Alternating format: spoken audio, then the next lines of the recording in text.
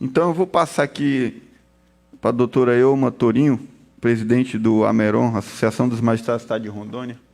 Na pessoa do deputado Anderson, eu agradeço a oportunidade de estarmos debatendo aqui sobre a reforma. Quero cumprimentar a assessoria também dos demais deputados, vejo aqui Donato, Vera, do deputado Lazinho.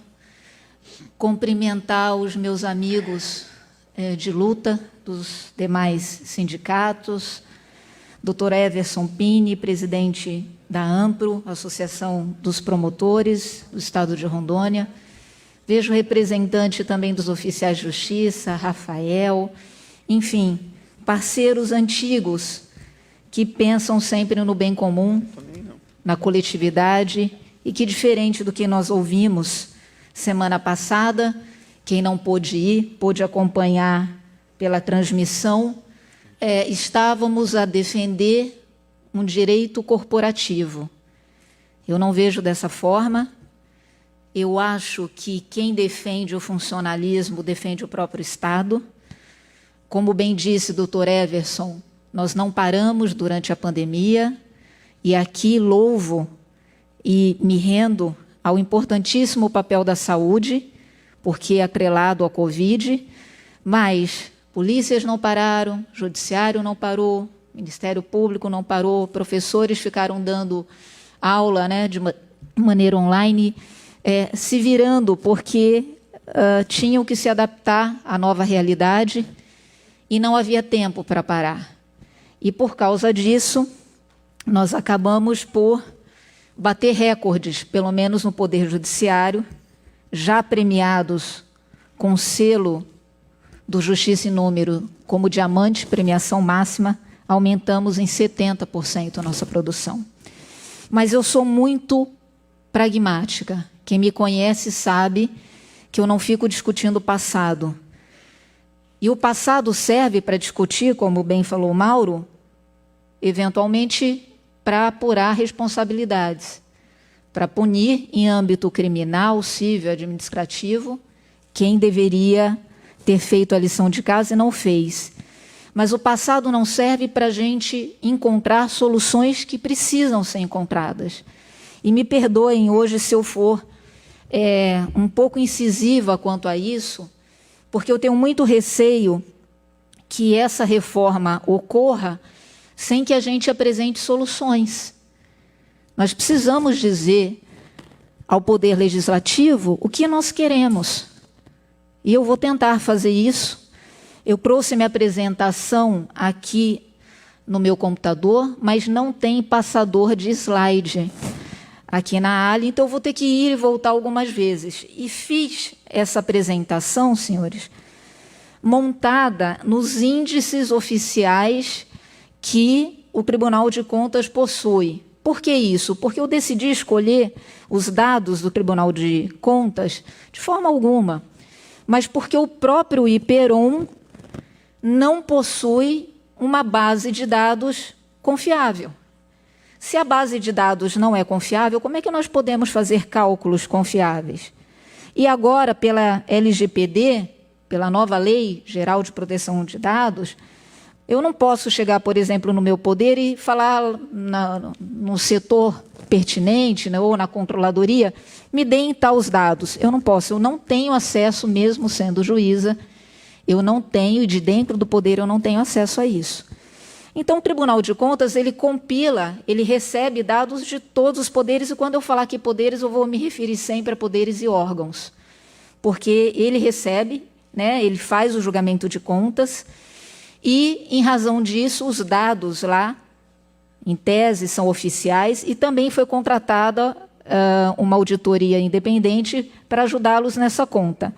Então, para ser bem responsável, para que depois não digam que, né, a apresentação foi feita com dados que não são oficiais, eu acabei utilizando os dados deles para chegar nas soluções e, principalmente, chegar, pelo menos, em algumas propostas, porque são muitas as propostas.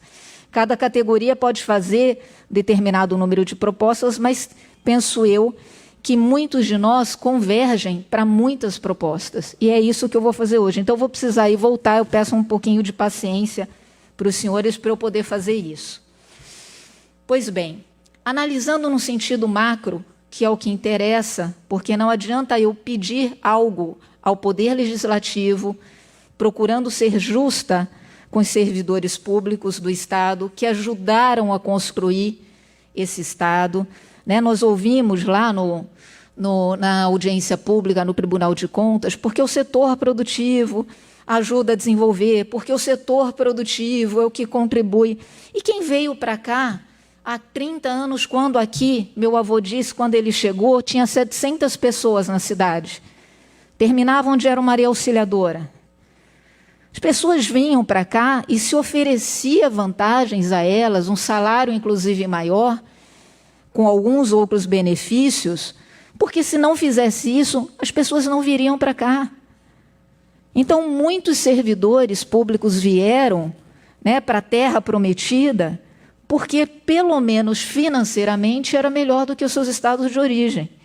Por isso que eu não aceito isso, não vou aceitar.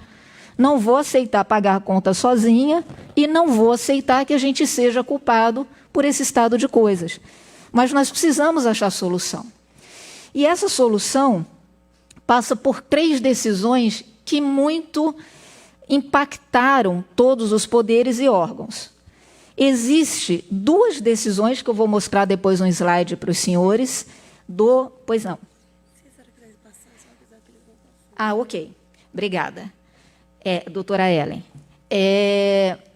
existe uma decisão do Tribunal de Contas que fala o seguinte, resumidamente, os recursos que hoje existem estão bloqueados, não pode mexer neles. Por quê?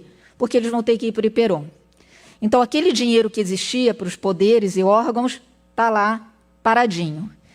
E existe uma outra decisão que diz o seguinte, vocês, poderes e órgãos, terão que repassar o excesso de arrecadação. Alguém aqui disse, acho que o Rafael, se eu não estou enganada, falou assim, eu vejo com muitos bons olhos uma preocupação dos técnicos do IPEROM que não confiam numa projeção para décadas favorável, positiva, porque realmente ela pode não se concretizar. A gente não tem como garantir o futuro. Mas, no momento que o Tribunal de Contas vem e diz todo o excesso de arrecadação terá que ser destinado ao IPEROM, essa decisão também direciona nesse sentido os poderes. E, senhores, desculpa, eu sei que eu não sou contadora, eu não sou administradora de empresas, eu sou juíza. Mas, desde a reforma da Previdência em nível federal, que eu venho me debruçando sobre esse assunto, por um motivo. Eu era da pasta do Legislativo dentro da Associação Nossa Nacional, Associação dos Magistrados Brasileiros, que tem feito muitas emendas, muitas propostas de emendas e levado ao Parlamento, né, em nível federal. Aliás, quem acompanha as nossas redes sabe que nós estávamos fora da reforma, da reforma administrativa, a reforma 32, ainda assim a gente estava lá dentro do Congresso defendendo o funcionalismo, que a gente não acha isso justo. Então, desde aquela época, eu venho me debruçando sobre isso. E aí eu preciso abordar um pouco essa parte técnica, porque senão a gente começa com equívocos, com análises equivocadas. Eu ouvi aqui mais de uma vez se falar em superávit. Nós não estamos tratando esse ano dessa conta que é positiva, que tende a se repetir o ano que vem, como superávit. Ela é excesso de arrecadação, é diferente. Nós temos excesso de arrecadação, nós temos superávit e nós temos contribuição patronal. São coisas que não se confundem. A contribuição patronal é possível subir? Nós temos condições de suportar? Nós temos condições de suportar. Ela poderia, em tese, segundo o Mauro, eu confio muito na análise do Mauro, porque ele é muito técnico, e não é apaixonado no sentido de ter algo que lá na frente possa ser um tiro no nosso pé, que nós queremos direito, mas a gente não quer receber nosso salário lá na frente, a gente não quer receber nossa aposentadoria. Então, a gente precisa ser responsável também. Numa análise, salvo engano, que foi feita e que eu depois confirmei com o Mauro, nós poderíamos, em tese, chegar até 28% na contribuição patronal.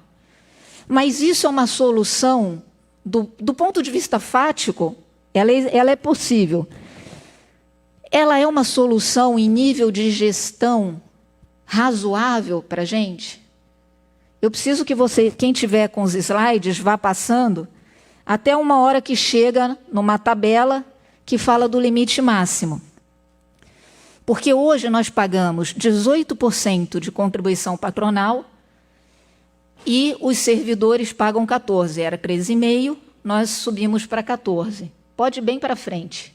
Eu vou precisar ir e voltar, eu peço muita paciência dos senhores. Aqui. Olha só, hoje eu tenho 18% patronal e uma das propostas é subirmos para 24%. Se a gente subir, isso legalmente, senhores, aí eu vou falar da minha área, que é a jurídica. Se a gente subir para 24%, nós temos condição jurídica e nós temos até suporte para isso, porque, segundo o Mauro, a gente poderia chegar até 28%. Não sobrecarregaria os servidores e aumentaria o patronal. Só que, vejam, eu não preciso chegar no 28%. Se eu parar no 24%, eu já ultrapasso limites que eu devo estar pela limitação de 60%. Todo mundo sabe disso. Todo mundo sabe que pela LRF a gente tem que manter nos 60%. Perfeito? E eu ouvi aqui durante uns discursos da questão de reajuste, plano de carreira, etc. Vejam que no limite máximo ali de 60%, eu ultrapasso o que eu deveria. Quando eu ultrapasso o que eu deveria, isso de todos os órgãos, de todos os poderes. O próximo slide, por favor, senhores. Eu vou lá para o último cenário, quando eu ultrapasso, se eu chegar e aplicar esses 24%, dado como uma solução, já disse, tecnicamente, ela é possível, e nós temos, inclusive, estrutura para isso, mas se eu tiver 24% patronal, eu preciso que quem está mexendo nos slides passe para o próximo, por favor. Ali, ó. Vejam, eu vou precisar falar aqui mais de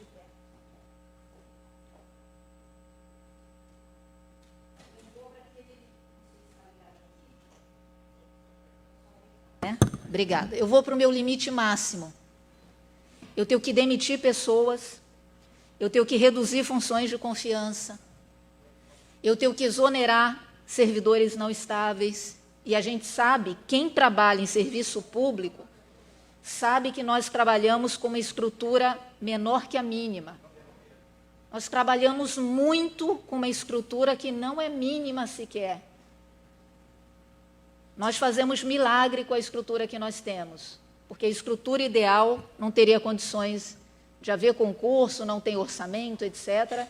Então, nós precisaríamos aumentar o nosso recursos humanos e não demitir.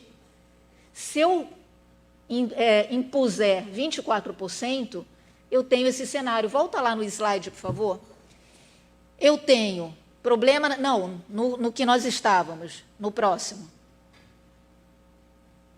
Não é esse. Não, para frente. Você está voltando. Para frente. Isso, o próximo. Esse.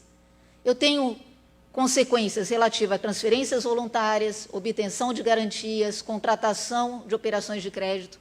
Não tem um financiamento. Aí entra a questão do setor produtivo, com o governo, etc., etc. Então, essa solução de 24% é uma solução viável? Não, é uma solução possível, mas ela é um tiro no nosso pé.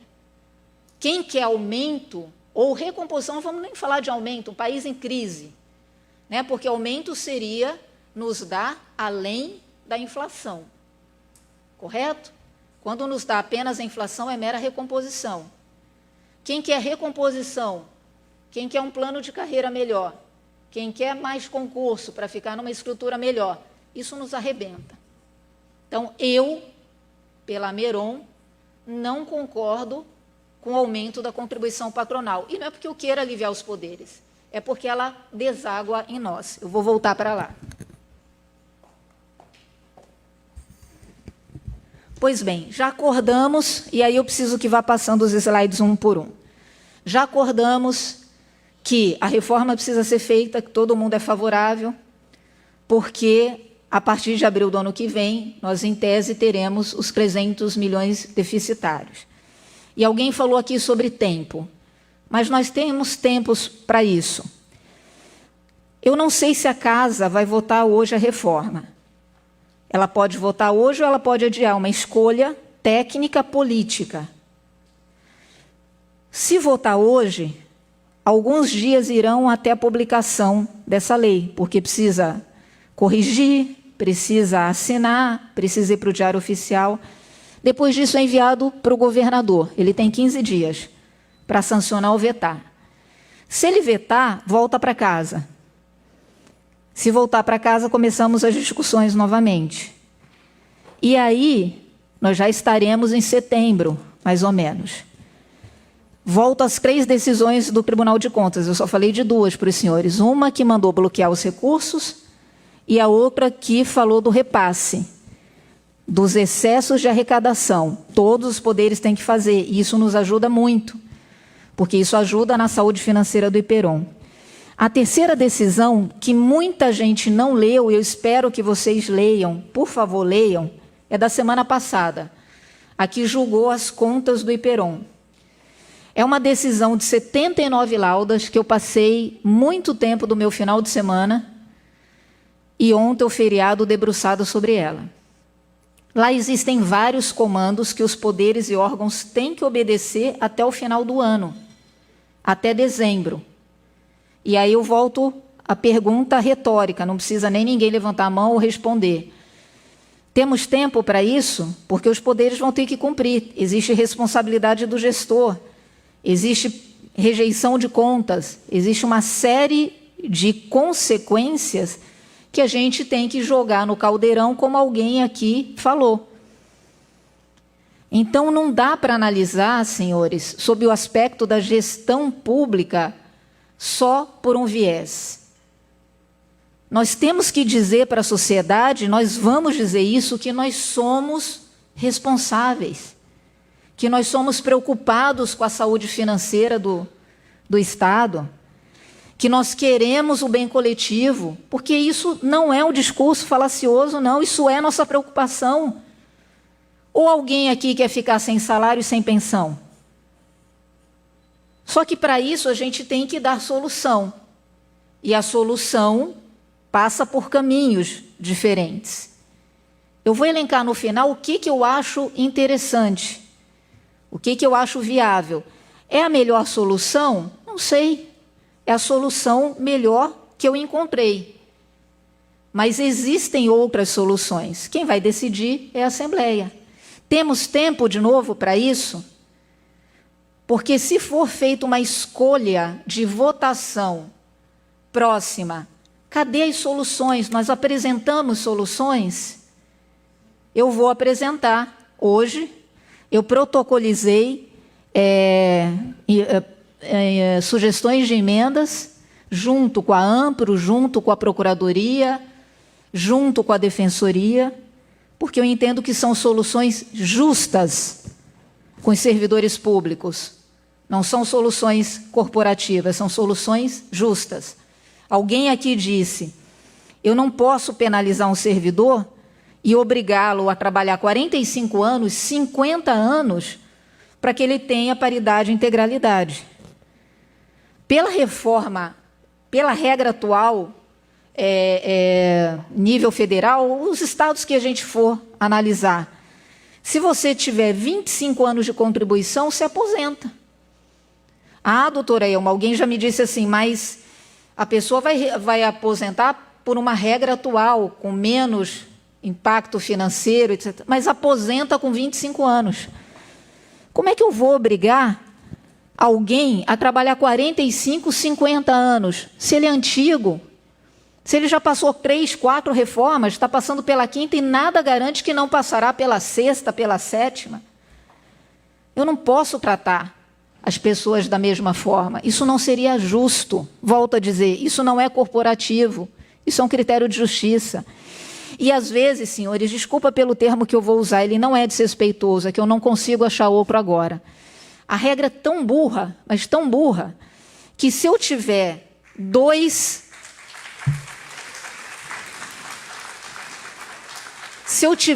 servidores na mesma situação, vou usar a sua carreira, doutor Everson.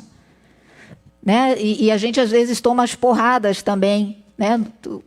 A gente falou que a gente não queria que o setor produtivo nos culpasse e nós não íamos culpá-lo. Mas hoje nós abordamos os policiais aqui. Às vezes são juízes, às vezes são promotores. A gente tem que parar com isso. O país já está polarizado demais. Eu não vou falar de policiais aqui. Por quê? Foi uma escolha do governador, ele vai ter que fazer a lição de casa. Mauro falou de, no mínimo, 20%, não é isso, Mauro? De repasse. Se ele optou, ele vai ter que repassar 30%, 40%. É uma escolha dele. Eu não estou aqui para defender ou acusar, eu não quero virar nós contra eles, dessa vez os policiais. A gente tem que achar soluções. Então, o que acontece? Citando a profissão do doutor Everson Pini. Se tiver dois promotores casados, e tem 2 promotores casados, e um falecer, vocês sabem que eu não posso acumular os 2, correto? Eu não posso acumular remuneração com pensionamento, com pensão. Mas se um fosse promotor e o outro fosse empresário, vamos falar do setor produtivo? Poderia. A pessoa podia ganhar 100 mil reais, ela ainda ia levar pensão. Por isso que eu falo que a regra é burra. Aí, se ela optar por sair do serviço público, pedir exoneração, por exemplo, ela tem direito à pensão. Ela fica sem trabalhar, ela não produz para o país, e ela tem direito à pensão. Olha que absurdo isso. E o Estado ainda tem que colocar um no lugar dela, pagar um outro salário para suprir a falta. Então, nós temos que começar a lidar com as coisas de maneira técnica. Eu estou falando isso só do pensionamento. Não vamos abordar aqui questão de carreiras, de aumento, de recomposição, porque não é o momento para isso. O momento aqui é previdência. E nós precisamos achar solução para a previdência. A conta que existe é, a partir de abril, nós subimos o impacto. Então, vamos de novo para lá. Vocês já conhecem, né? Logo no início, tem aquele quadro em azul que fala do ápice, que é entre 2030 e 2040, quando vai ser pior para nós. Depois disso, aí a gente chega lá em 2085, 2086, no nível linear. Pode passar, por favor? Até achar o quadro... Não, é antes disso, até achar um quadro azul. Porque aí tem a questão da expectativa de vida, provavelmente as pessoas já não estarão mais aqui. Então, o nosso problema é agora, porque a partir de abril a gente começa numa curva, não mais aritmética, mas geométrica, e chegamos lá num determinado período em mais de 1 bilhão de déficit. No momento, e eu sei que tem muita gente contrária, principalmente quem entrou recentemente, fala assim, poxa, eu estava num fundo saudável, e aí querem agora unificar os fundos e me colocar junto a um fundo que chamam, no linguajar popular, de fundo podre, fundo... Mas a unificação dos fundos é uma das soluções. É a melhor solução? Quem vai dizer é a Assembleia, que vai fazer uma escolha técnica política. Mas é uma das soluções. Eu considero uma boa solução a unificação dos fundos. Então, essa conta aí, que é pior e é bem mais grave por volta de 2030 a 2040, pode passar o próximo, por favor? Ela tem várias consequências. Eu preciso... Vou tentar ler aqui, no meu. Diz que os poderes, né, passarão daquele limite que eu mostrei para vocês da tabela, da LRF. Provavelmente vai ter essa responsabilização dos chefes de poderes, e a gente sabe o que significa isso, e sabe que nenhum vai querer pagar a conta disso, porque ele é o gestor, é ele que faz escolhas, e nós vamos ter um desequilíbrio fiscal. Pois bem, indo lá para frente, eu vou precisar que passe uns 2, 3 slides, até um que chega em proposta. Eu vou desenvolver essas propostas ao longo da apresentação, mas o primeiro slide é esse. Uma das coisas interessantes, além da unificação dos fundos, é esse plano de amortização, que eu queria entender como é que ele funcionaria, porque para você amortizar, você pode também escolher várias soluções, né? E um deles, se falou aqui dos 35 anos, etc., mas a gente precisa de imediato. A gente precisa que aí os 5, 6 anos seguintes a gente consiga respirar, porque a partir daí, o que for diminuindo, a gente pode ir recompondo. É como você fazer todo mês, você separar um dinheiro do seu salário. Você separa e não mexe nele. E faz isso durante um determinado período. Se nós fizermos tudo que nós precisamos fazer, e que eu vou citar aqui, nós vamos respirar, Mauro, não só no próximo ano, com o excesso de arrecadação dos 800 milhões, mas nós vamos respirar durante quase 6 anos. E aí, senhores, quando eu tenho esse patamar em nível de volume e de aporte, eu, inclusive, mudo a curva do Estado relativa a risco. Eu saio de um nível de risco mais elevado e eu tenho um risco menor. E isso dá mais rendimentos para o Estado. Quem faz essa análise é a Secretaria da Previdência. É como você ir a um banco sendo negativado. O banco vai te emprestar dinheiro? Não. Agora, vai para o banco tendo o nome limpo e tendo dinheiro para aplicar. Você vai ver que você vai ter taxas melhores, inclusive.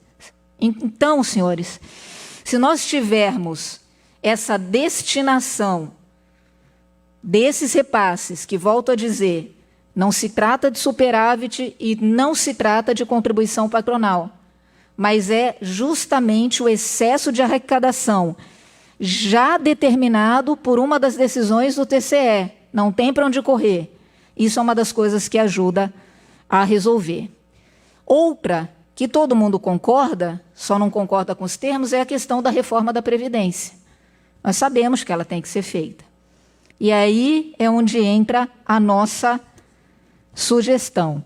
O cenário dos fundos foi apresentado isso também lá, eu peguei como dado oficial, e algumas pessoas falaram assim para mim, mas, doutor, olha só, não tem reforma, o rombo é 14 bilhões. Com reforma vai para 9, então nós podemos pegar os 5 bilhões e conceder outros direitos aos servidores. Gente, 9 bilhões é negativo. Esses 5, caso existisse uma reforma, aquela proposta original, esses 5 não é crédito. Esses 5 é uma economia para o IPERON, para que a gente avance com outras soluções e possa deixar esse órgão saudável. Inclusive, nessa última decisão, foi um dos pedidos que nós protocolizamos aqui, as 4 associações, faz umas 2 semanas, 3 semanas, a gente pedia isso. Nós queremos um órgão com autonomia administrativa, queremos um órgão com técnicos e queremos um órgão com governança. Quem é dessa área, quem já trabalhou nessa área, sabe que a gente tem que pensar em um monte de coisa. A gente pensa no negócio, aquilo que a gente está tratando, mas a gente pensa em planejamento estratégico. E planejamento estratégico não é só para 1 ano. Planejamento estratégico para 5, para 10. Isso é governança, a gente precisa disso no IPERON. E talvez, pelo menos para mim, individualmente, não falando pelos magistrados, mas falando por mim, talvez seja a coisa mais importante que a gente avance na reforma e depois, com essa lei aprovada junto com o plano de amortização, seja essa gestão administrativa autônoma com governança do IPERON. Nós não podemos abrir mão dela. Lá foi explicado para nós aquela opção, não acontece nada, nós não aprovamos nada, vamos tocando o barco, a partir de abril 300 milhões e assim sucessivamente. Segunda opção, a fusão dos fundos mais aprovação do plano de amortização. E a terceira opção é para frente, quem está passando o slide, a reforma da Previdência, mais fusão dos fundos, mais aprovação do plano de amortização, mais para frente ainda, por favor. Essa aí, nos foi apresentado esse cenário. Pois bem, para que vocês entendam as contas, para quem ainda não viu, pode passar mais um slide, por favor? De novo, temos tempo? Podemos discutir se temos. Com todo esse aspecto burocrático que tem o poder público, de aprovação de lei, de envio ao Poder Executivo, de retorno à casa, caso tenha veto, etc., com essa decisão do Tribunal de Contas que determina alguns comandos e tem que ser já no ano de 2021, e o ano de 2021 termina em dezembro, daqui 3, 4 meses. Então, podemos discutir se nós temos tempo. Se nós não tivermos tempo, se a casa entender que nós não temos tempo e votarem, o que vai acontecer conosco? A opção, se a gente não votar, né, teria a conta começando em abril de 300 e lá em 2030, naquele ápice da curva, em mais de 1 bilhão. A opção 2, o plano de amortização, que são os repasses, etc., sem a reforma. Começa lá em cima, 950 milhões, mas ele vai diminuindo. E a opção 3, plano de amortização com reforma da Previdência, começa com 600 milhões mais ou menos e também vai diminuindo. E aí nós vamos chegar nessa conta lá na frente. Isso aqui é o aporte que os poderes e órgãos têm que fazer em 2022. Então, tem lá Ministério Público, Executivo, Tribunal de Contas, Assembleia Legislativa, Defensoria Pública e Tribunal de Justiça. É o próximo, por favor, próximo slide. Eu estou passando aqui, eu esqueço que não está conectado. Me perdoem. Isso é o aporte que os poderes têm que fazer em 2022. Para já em abril, depois eu vou até disponibilizar, eu estou vendo muita gente tirando foto, eu vou passar para o Mauro ou para a Gislaine, e depois eles podem compartilhar com vocês, tá? Toda a minha apresentação. Então, isso é o aporte. Pois bem, eu coloquei numa tabela, isso eu não vi, o próximo slide, por favor, eu não vi em nenhuma apresentação essa comparação, que é bastante importante.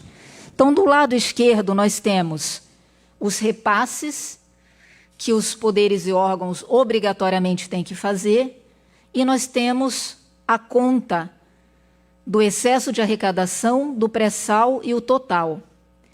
Do lado direito, lá em 2020, tem os valores que, como eu disse, tem decisão dizendo que não pode mexer, está bloqueado. Janeiro a julho de 2021, que é a segunda coluna, tem o excesso de arrecadação, que é essa conta que fizeram, que chega a 800 milhões e pode chegar até 1 bilhão. Por que nessa conta não está fechada ainda? Porque parou em julho, esse índice. Então, nós temos agosto, nós estávamos em agosto, não tinha fechado quando foi feito esse levantamento, e agora entramos em setembro. Então, claro, senhores, eu vou passar para ali, para poder apontar. Se eu tivesse exatamente 6 meses, janeiro a junho, nessa segunda coluna aqui, de 2021, eu poderia, em tese, fazer uma projeção com o dobro do excesso de arrecadação, que poderia ou não se confirmar, conforme mais ou menos, porque a gente sabe que mais, por volta ali de novembro, cai um pouquinho, né, a arrecadação do Estado, etc., depois volta a subir. Mas a gente poderia, num juízo de projeção, dobrar. Mas eu não posso dobrar exatamente porque eu tenho 7 meses lá. Então, eu só vou ter, a partir de julho, 5 meses. Mas eu posso estimar, mais ou menos, quase o dobro. Então, eu teria um cenário de excesso de arrecadação, de fato, como muitos disseram aqui, muito positivo. Certamente por volta de 800 milhões, mas podendo chegar a 1 bilhão. Aí eu tenho o pré-sal e eu tenho o total. Na minha conta, depois os técnicos poderão dizer se eu estou errado ou não, nós vamos chegar nessa unificação toda por volta de 300, mais ou menos, na conta ali está 129, a gente chegaria mais ou menos a 300. Por isso que eu posso afirmar para os senhores, com toda a garantia do mundo, que a gente tem a saúde financeira do Hyperon entre 5 a 6 anos. Dá lá na minha conta 5 anos, 8 meses, 9 meses, eu não sei se o Mauro fez essa conta, mas é quase 6 anos. Para a gente arredondar, a gente teria saúde financeira assegurada, recebendo nossos salários, pagando os inativos por quase 6 anos. Então, próximo slide, por favor. No meu primeiro resumo, eu tenho que ter a segregação de massa, eu tenho que ter a unificação de fundos, eu tenho que ter a reforma da Previdência, mas, principalmente, eu tenho que ter essa implementação desse plano de amortização, que, como eu disse, vou bater muito nisso, vou repetir muito nisso, isso passa por esses repasses do excesso de arrecadação. Como eu disse no próximo slide, falando especialmente do plano de amortização, estão aí as 2 decisões. Próximo slide, por favor. A decisão 00847 de 21 do TCE, que fala para ocorrer esses repasses, e a decisão 0203, que fala sobre o bloqueio dos recursos, que eles não podem ser tocados. Estão lá, esperando o que fazer. Pode ser que eu tenha errado nos números, mas essas decisões existem. Pela minha pesquisa, foi o que eu achei. E lá na decisão, na página 22, ela faz uma justificativa, para quem tiver curiosidade de ler, e no meu juízo de valor, não é que é desnecessária, mas ela reforça o que está na Constituição, está no artigo 137.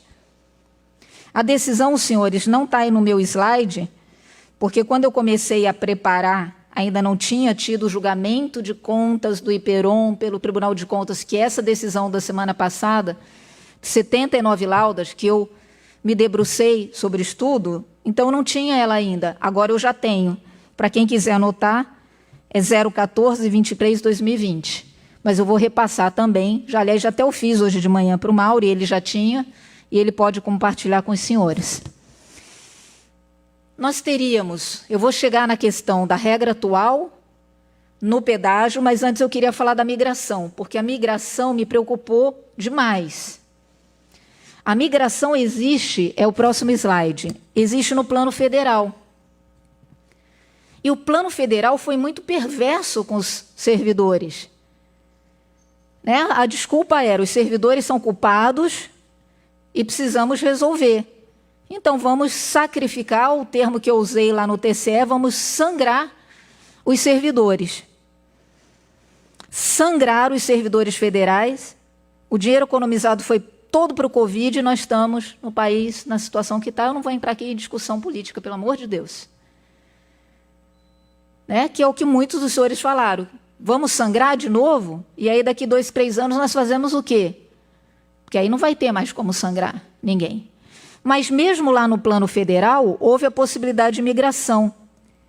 E a migração, a curto prazo, ela não é boa para o órgão previdenciário, mas a médio e a longo prazo ela é boa também para o órgão previdenciário.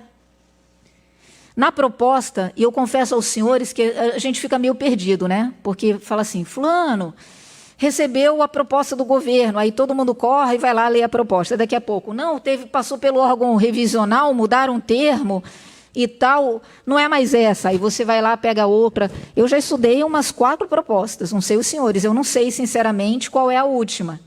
Qual é a que está, abre aspas, valendo. Mas todas as propostas que eu li, falava sobre a migração com a necessidade de um estudo. E o prazo era 180 dias. E aí eu pergunto aos senhores, feito o estudo, vai concluir o quê? Que há um impacto? Lógico que há impacto, é óbvio que há impacto. Mas, como eu disse, o impacto a curto prazo, ele é um impacto significativo. A médio e a longo prazo, ele é bom até para o órgão previdenciário. Tá, mas isso se concluir quanto ao impacto. E se o estudo não for feito? Ou se descumprir o prazo, foi dado o prazo de 180 dias, e aí, nesse prazo de 180 dias, não fizeram nada, assim, não concluíram, não terminaram. Servidores ficam sem o direito de migrar. Então, uma das propostas dentro da reforma, penso eu, tem que passar pela possibilidade do servidor escolher. Porque se até na reforma federal houve essa possibilidade que sangrou todo mundo, por que Rondônia seria diferente? Por que tiraria esse direito do servidor? O próximo quadro, o próximo slide, eu também não vi nenhum dos estudos de apresentação. Próximo slide, por favor. Está muito pequeno, desculpa, eu não sei se vocês têm como ampliar e aumentar o zoom, mas ele fala de cada poder, dos recursos do pré-sal, do excesso de arrecadação, narra, tem uma nova coluna ali, a penúltima do primeiro quadro, das economias, que só o TSE repassou, e dá um total. Para baixo, eu compilei, e depois os técnicos vão me dizer se está correto esses dados ou não, porque eu compilei desses dados oficiais. Como eu disse, são os dados, em tese, mais seguros que a gente tem, porque sequer o IPERON tem banco de dados confiáveis. Mas lá tem recursos já transferidos ao IPERON em 2020, pandemia de transferência em 2021, expectativa de aportes a serem realizados em 2022, com um total. E isso dá a ordem de mais ou menos 612 no total. Aí, de novo, nós vamos para o próximo slide, que fala da solução. E aqui, deputado Anderson, é onde eu me volto novamente à questão da ALI. Porque se nós falamos na dissolução da segregação de massa, se nós falamos da unificação dos fundos, se nós falamos da reforma da Previdência, com a implementação desse plano necessário de amortização, especialmente com repasse do excesso de arrecadação dos poderes e órgãos, eu tenho que falar sobre a manutenção da regra atual de 5 anos, ao menos, para quem já está no sistema, da transição com pedágio de 50% e, como eu disse agora por último, da migração. Eu sei que muitos dos senhores queriam a manutenção da regra atual por mais 10 anos. E esse era o nosso pedido inicial. Só que, num segundo momento, nos foi dito por diferentes atores que, com 10 anos, nem sentariam conosco para conversar. E aí foram atores diferentes, senhores. E a gente sabe, né, que isso passa por assessores, por corpo técnico, né? Quando você encontra um não ali, lá no corpo técnico, fica difícil. Foi quando nós começamos a fazer o cálculo com 5 anos.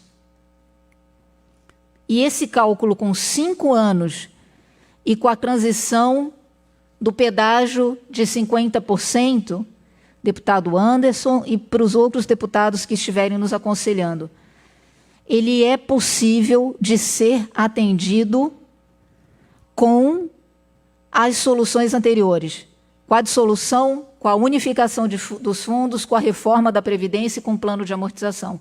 Vou repetir porque é importante. Regra atual dos 5 anos e pedágio de 50%, além da própria migração, é possível ser atendido com responsabilidade, com interesse coletivo, com saúde financeira do IPERON. Aqui a gente sai de qualquer discussão acusatória, de usarem o termo ofensivo a nós, de ser interesse corporativo, e vamos para o plano unicamente técnico, no âmbito das contas do IPERON. É possível ser atendido. Então, senhores, eu poderia ficar muito tempo aqui, eu não quero tomar, deputado, até porque eu sei que vai ter uma discussão, provavelmente antes das 3 horas, para decidir, né, se vão votar ou não. Eu não quero tomar mais tempo dos senhores, mas penso que se nós fomos chamados aqui e fomos oportunizados a falar, não só debater, não só acusar, não só apontar culpados, nós temos que apresentar proposta concreta e solução. E isso, penso eu, a Ameron atingiu hoje. Passa por isso. Se só fizerem isso, solução da segregação, unificação dos fundos, reforma da Previdência, implementação do plano de amortização, obrigando, como já tem na decisão, que os poderes e órgãos façam a transferência, façam o repasse do excesso de arrecadação, nós já conseguiríamos atender ao menos os servidores públicos na regra atual, no pedágio e na migração. Os demais itens poderiam ser discutidos, cada um, como aqui o Mauro falou, de uma diminuição de idade, dentre outras questões, como, por exemplo, a relativa aos inativos, que eu discordo, né, com uma taxação. E alguém me disse assim, mas, doutora Elma, tem estados, e senhores, eu estudei reforma da Previdência Federal, mas estudei dos outros estados também. Eu ouvi isso, tem estado que a taxação é por volta de R$ 1.500 dos inativos. E só vai ser taxado um valor por volta de 500 e vai reduzir ainda por causa do imposto de renda, tal, essa conta é menor, e só para quem ganha acima de 3 salários, do teto lá dos 3 salários. Mas é inativo, é pensionista, é quem já contribuiu a vida inteira, é quem, em muitos casos, ganha muito pouco. Ah, mas é só acima de 3, mas é inativo. Então, é uma escolha, senhores. É uma escolha. É uma das soluções possíveis, e são várias soluções. Volto a dizer, não tenho a pretensão de achar que tenho as melhores, mas acho, sim, deputado, que foi muito democrático da sua parte permitir nos ouvir, permitir que a gente pudesse apresentar. As outras soluções, volto a dizer, até pelo tempo exíguo que temos, ficam para as demais categorias, para que eu não esgote aqui todo o tempo disponível para nós. Eu agradeço muitíssimo a atenção dos senhores e podem ter certeza que a Ameron, Associação dos Magistrados de Rondônia, está junto com o serviço público, com os servidores públicos desse Estado. Muito obrigada. Obrigado, doutora Elma Torinho, que tem contribuído muito também com esse debate.